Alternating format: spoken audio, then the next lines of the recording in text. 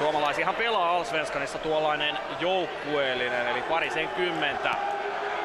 Ja sieltä tulee sitten jäähy Conny Strömbergille.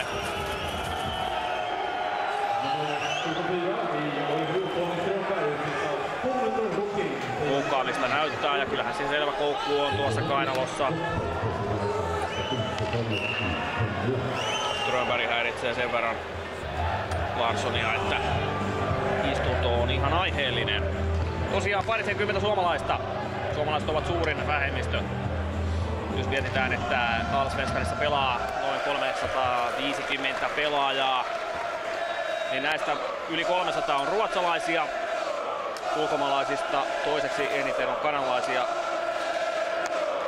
Tarkalleen ottaen 12. Koko Allsvenskanin paras suomalainen on ehkä hiukan yllättäen Troja Ljungbyn Sami Sandel.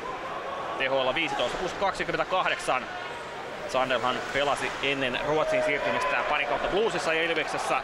Niistä hänet muistetaan, jos muistetaan. Pistepörssissä hän on tällä hetkellä 5. Kun sitten Andersson puuttuu pelimaalinsa takana. Tätä Bofors lähtee laittamaan uutta matoa koukkuun. Ylivoimaa reilu minuutti jäljellä. Nilsson. Lidström.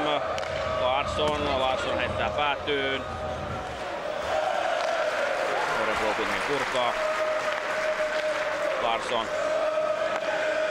tuottelee alas. Minuutti on jäljellä Conny Strömbergin pikkukakkosta. Berglund siinä veivaa, mutta olikohan Deilert sen verran pysty heittäytymään siihen, että ei tästä sen kummempaa. Larsson sitten Telanderin kautta kulmaan. Larsson etupistin kautta sitten Telander viivassa. Berglund. Wennerström uudestaan. Kvist, Larsson. Kvistille takaisin. Kvist saa hyvin tässä luottoa nyt ja nyt lyödään Kvistiltä jalat puhtaasti alta ja uusi rangaistus tulee, mutta sitä ei tarvitse laittaa täytäntöön, sillä Telander iskee tasoituksen 2-2. Puolustajan paikalta noussut Telander on sen verran mukavilla jalansijoilla siinä, että kukaan ei ole häiritsemässä. Tilanne on 2-2. Martin Telander tasoittaa. Tämä on hänen 4. maalinsa tähän kauteen.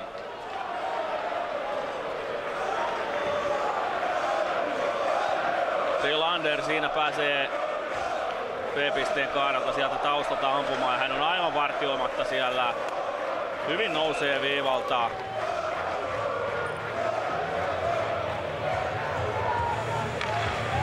Ja tilanne on 2-2. Mikael Erikssonilla on jotakin asiaa komeiden viiksiensä kanssa erotuomarille. No, 2 minuuttia siitä kuitenkin tulee. Siinä on kyynärpää sen verran ylhäällä, että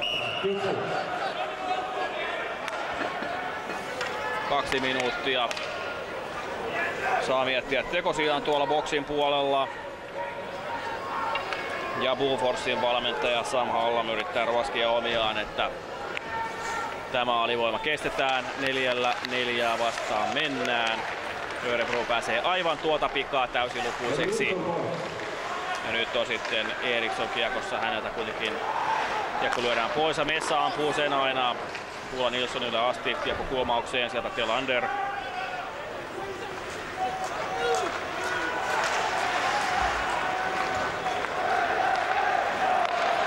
Weinstock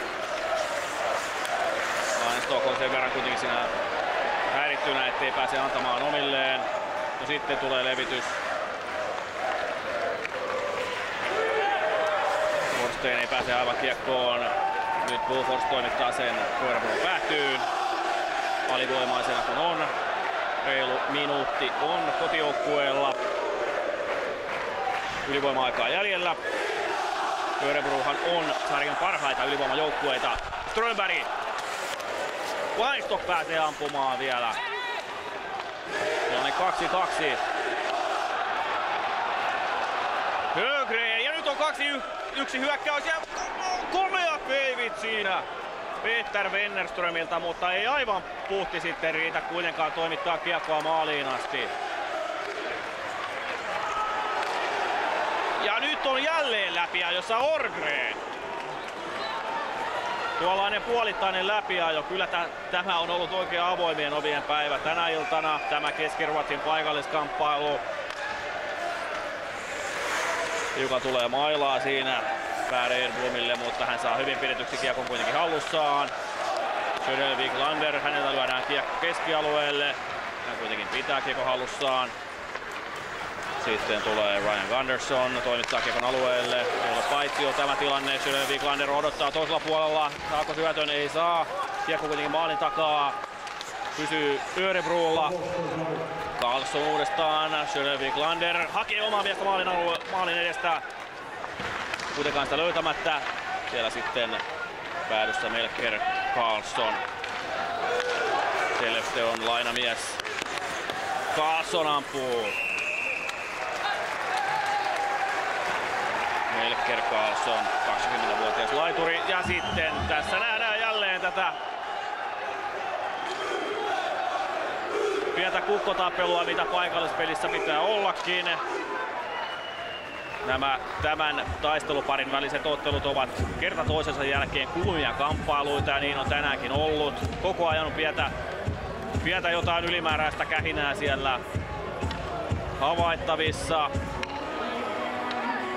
Ei ehkä tällä yhden erotuomarin järjestelmällä ei välttämättä niitä helpoimpia otteluita tuomita tämän kaksikon väliset kamppailut. Mutta hyvin on ollut tilanteita tässä ottelussa molempiin päihin. Ei mitään kovinkaan tarkkaa puolustuspeliä ole kumpikaan tässä oikein halunnut harrastaa. Paremminkin on menty hyökkäyspää edellä. No mikä siinä? Sehän meille kelpaa.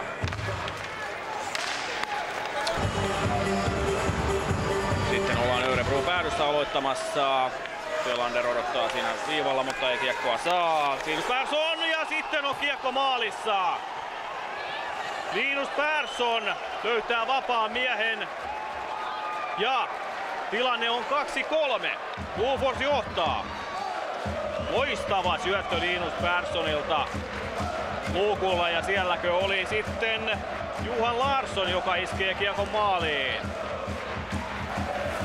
Kyllä se siltä näyttää. Tämä oli Johan Larssonin kauden 12 maali. Joukkueen tehokkain puolustaja.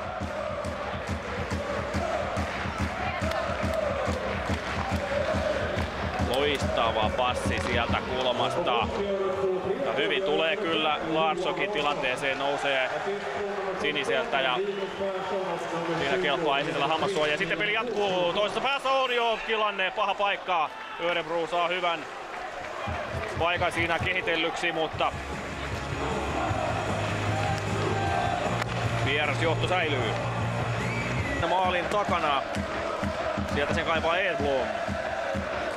Gunderson odottaa viivalla ja saakin kiekkoon. Edblom, Strömberg. Strömberg ja siellä on kiekko maalissa.